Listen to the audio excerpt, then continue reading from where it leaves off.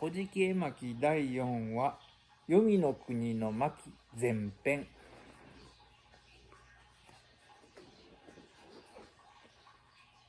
妻イザナミが死んでしまったので、イザナギは悲しみました。枕元で泣いて、足元で泣いてするうちに、泣きさわめという神様が現れ出ました。その後、イザナギは思いました。愛しい妻をこうして亡くしてしまったのもすべてあの悪い息子、かぐつちのせいだ。そう思ったイザナギは戸塚の剣を握りしめ、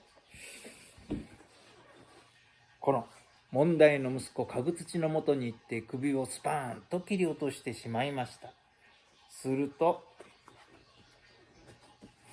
その戸塚の剣についた血の先の戸塚の剣の先についた血が岩に飛び散り、岩筒の根作岩作という神様が出ました。真ん中についた血から三日早日、日早日、竹三日槌のという神様が出ました。柄の方についた血から倉おかみと倉光葉という神様が出ました。さらにこのかぐつちの亡骸から、まず頭の部分から正香山積という神様が出ました。そして胸から小戸山積、腹から奥山積、外から倉山積、左手より重山積、右手より葉山積、左足より原山積、右足より富山積という神様が出てきました。こうして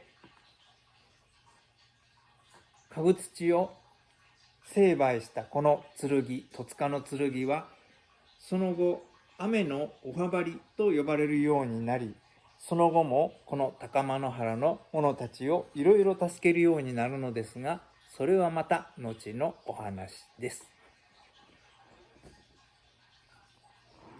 さあ、こうしてかぐつちを退治したイザナギですが、それでもどうしても気が晴れません。何とかして妻に会えないものかと考えましたところ、その頃はまだ死んだ者の国と生きている者の国がこの坂、よもつ平坂でつながっていたので、それをどんどん登って妻のところに行こうと考えました。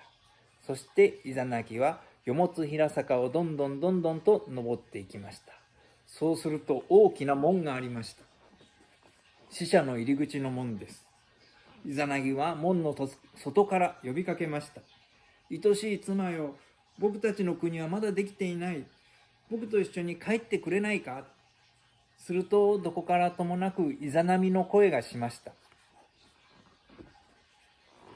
愛しいイザナギ様、どうしてもう少し早く来てくださらなかったのですか。私はもうよもつえ食いをしてしまいました。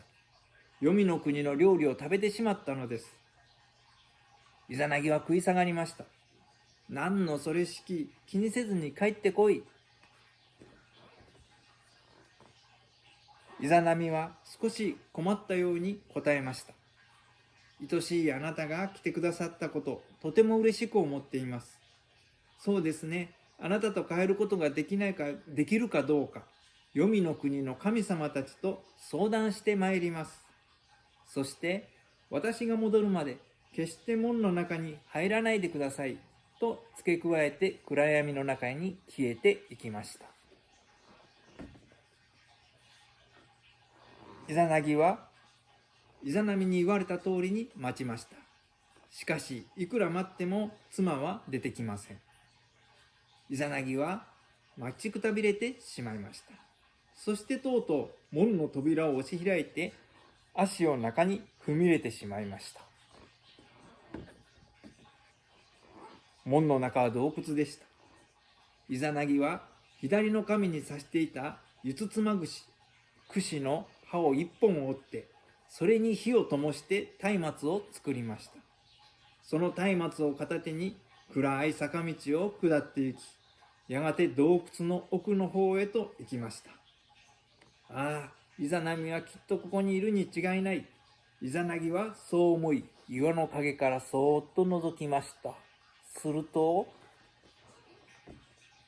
そこには無残な亡骸がありました。体中を宇治に食われて、頭に大イカズチ、胸にこのイカズチ、腹に黒イカズチ、陰部に先イカズチ、左手に若イカズチ、右手に土イカズチ、左足に成イカズチ、右足に節イカズチと、八つ柱のイカズチ神がその亡骸に取り付いていたのです。イザナギは驚きました。愛しい妻、あの美しかった妻がこうも醜く朽ちてしまうなんて、ああ、このむごい現実をどうして受け入れることができようか。イザナギはたまらず泣きながら逃げました。イザナギが逃げるのを見て、イザナミは怒りました。入ってはいけないというのに、勝手に入り、私を見るなに逃げ出すとは、よくも私に恥をかかせたわね。イザナミは怒りに肩を震わせ、よもつしこめにイザナギを追わせました。よもつしこめは醜い女の鬼です。しこめたちは群れをなして髪を振り乱してイザナギを追いかけ始めました。というところで今回の紙芝居はこれでおしまいです。次回は黄泉の国の巻後編です。お楽しみに。